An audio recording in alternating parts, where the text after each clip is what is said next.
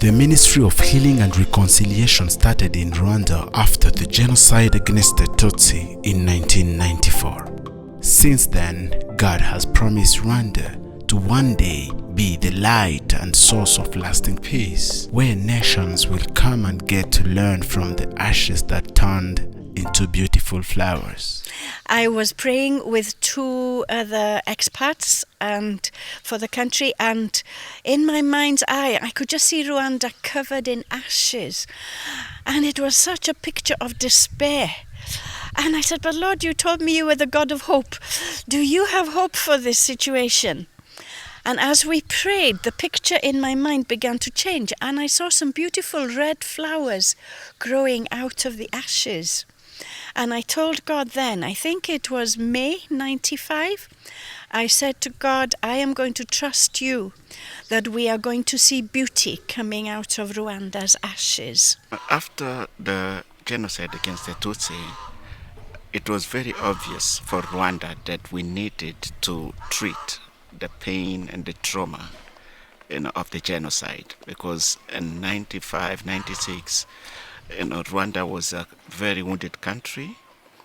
All the infrastructures, institutions were destroyed, but also the human soul was in much pain. People were living in fear, in anger, in bitterness, and included the Christians. The International School of Reconciliation is a residential workshop and training to equip Christian leaders to be facilitators of biblical healing and reconciliation in their home contexts. Welcome to Rabagirana Ministries in Rwanda, and we are the hosts of the International School of Reconciliation 2022. You're welcome.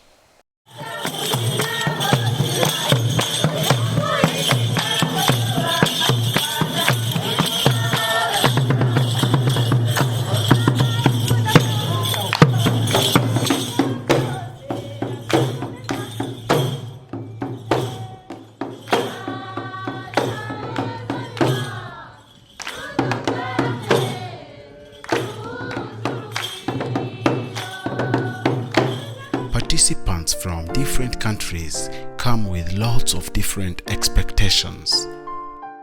The school starts with a 3-day workshop because we believe that a healed heart can help others to heal too. When I was coming to this conference, to get more information as much as I could on issues regarding to healing, particularly on the wounds of the tribal war that has wrecked our country.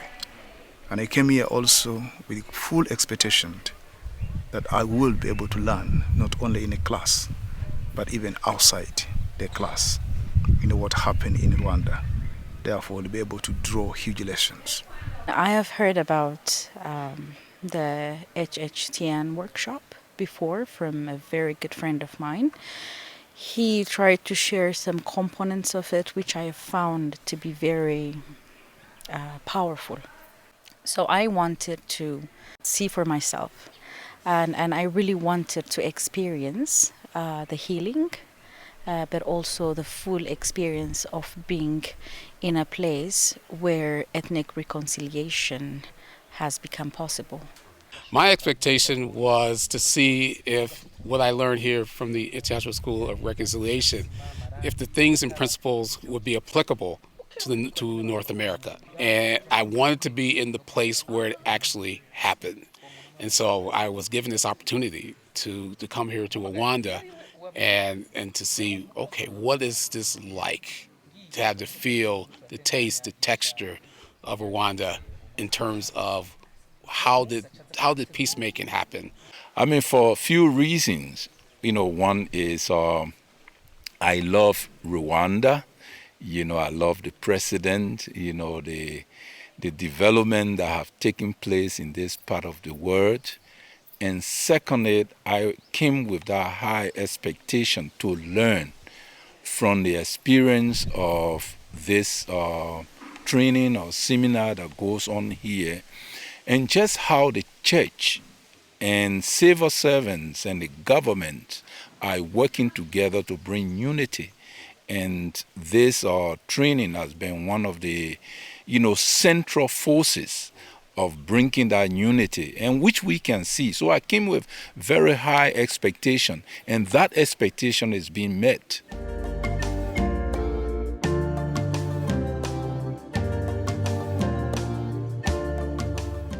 Indeed, there have been a lot of change in me. I have seen myself not the same. The time I came in 2018, I was totally a different person when I came to Rwanda. But after attending the reconciliation workshop in Rabagirana Ministry, it was amazing, and it has changed my life.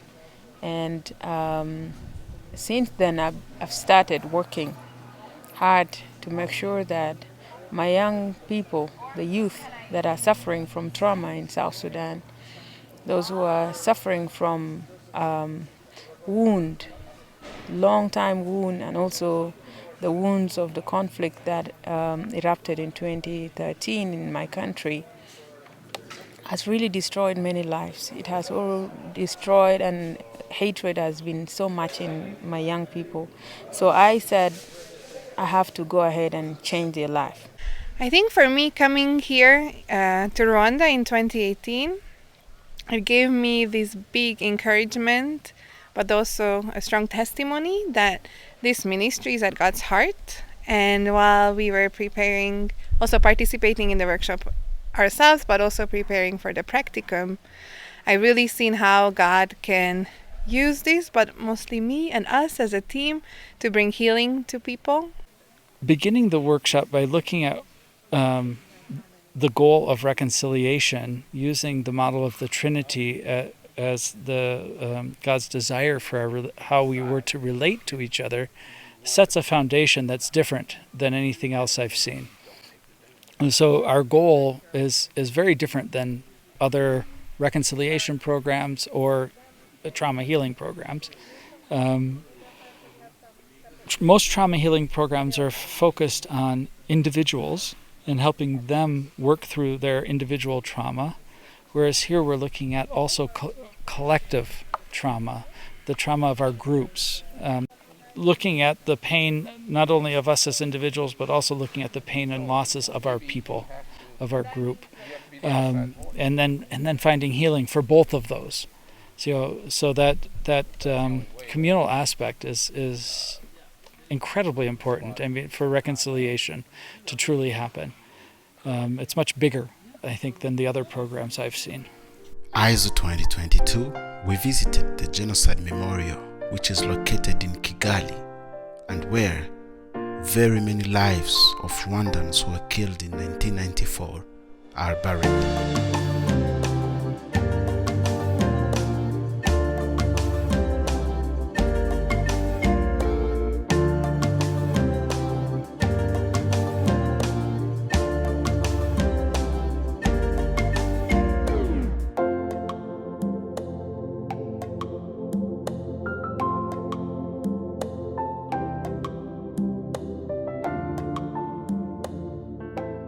Going there was really facing the reality.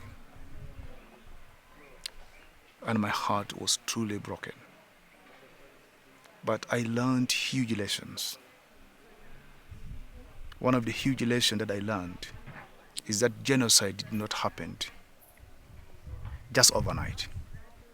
It was premeditated, pre-planned, with a clear strategy of how it can be carried out. And what breaks my heart, the mercilessness of the people who carry out the genocide on the people, including the children, who are very innocent. That really breaks my heart. I did pray a lot. I'm not an emotional person in some areas, but I'm very emotional when I hear of death, suffering, and other areas of life that people go through pains and, being neglected and looked down on. So I prayed so much about visiting their memorial, grants. And when we went, it was hard. From the start, I had my emotion until we came to the children's section, where I literally broke in tears. And it reminded me of what happened in Liberia, especially to my tribe, where, children were thrown into the well and killed. So I was really emotional in that area, and, I shed tears. I didn't realize all unknown lives and then to have those names attached to those lives. Because when you hear about it in the West, it's just numbers. But to actually go through the memorial and to read the names and to walk through the history and to have that more concrete example and experience was profound to me. I think it's something I will never, ever forget.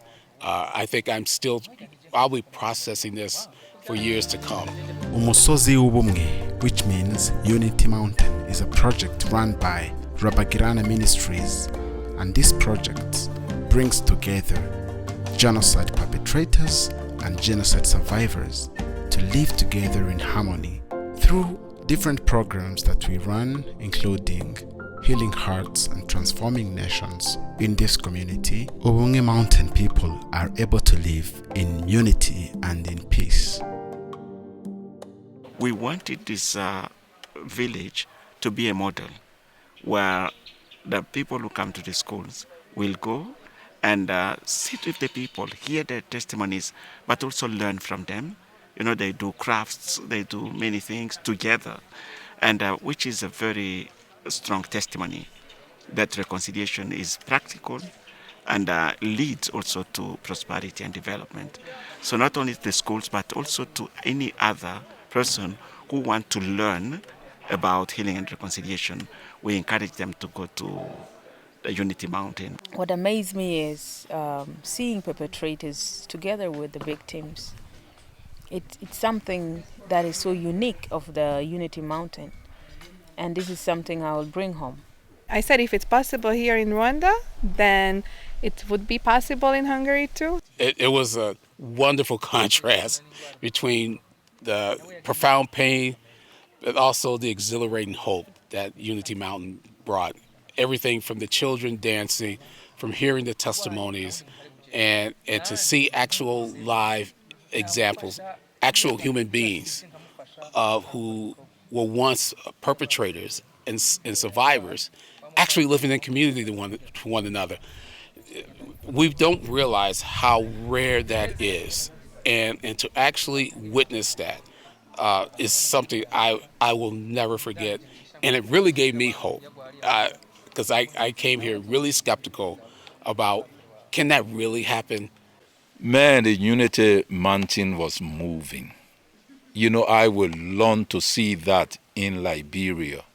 I would long to see where perpetrators and victims are living in the same community, where perpetrators will come out and say, I did this, but, God has helped me.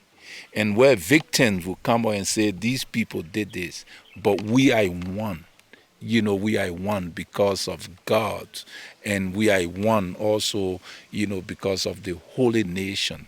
The mountain of unity, I can still also add my own word, is the mountain of unity and hope. From the genocide, from tears, from brokenness, from woundedness to hope. Training of Facilitators, TRF, is run for 5 days, and which ends with a practicum whereby these participants are given an opportunity to run these workshops in various places as part of the package. Delegates return back home with an understanding and a hope that people can live together in diversity, in peace, and in love. For me, what it given me hope that it is possible for people to live together like this, and also not just to teach, but show reconciliation. And then I was very excited with going home and asking the question, would this be possible in Hungary? If anything, I would probably take back to the United States. It's probably for me a renewed hope that if that can happen in Rwanda, then that can happen in the United States, even given sometimes very awful stops and starts that happens. Therefore, there is hope. Although it look very difficult, but with God, there is nothing impossible. He will do it. He has done it in Rwanda. He will do it as well in South Sudan and in every parts of the world. That is the hope I have. Seeing what God has done in Rwanda, again, gives hope in these seemingly hopeless situations, because it was, in some ways, it was even worse here. It was so acute, and God worked so dramatically. And so if God can do that here, then there's hope for race relations in North America. There's hope for reconciliation with the indigenous peoples in the Americas. There's hope that we can learn to live together and celebrate our diversity. There is no situation that is impossible for God. Often every country feels their country is the hardest, is the most impossible. But we found that the same Holy Spirit can work miracles everywhere. I've now worked in many different countries, and I haven't seen any countries where God was unable to change hearts and to heal, even people who were bitterly divided there. So it's a message of hope, and that God is a redeeming God. He is a God who can turn loss into gain. And he's a God who can bring beauty out of ashes. He doesn't waste our suffering, but he can turn it into something beautiful. And I think that's the greatest hope for the world today.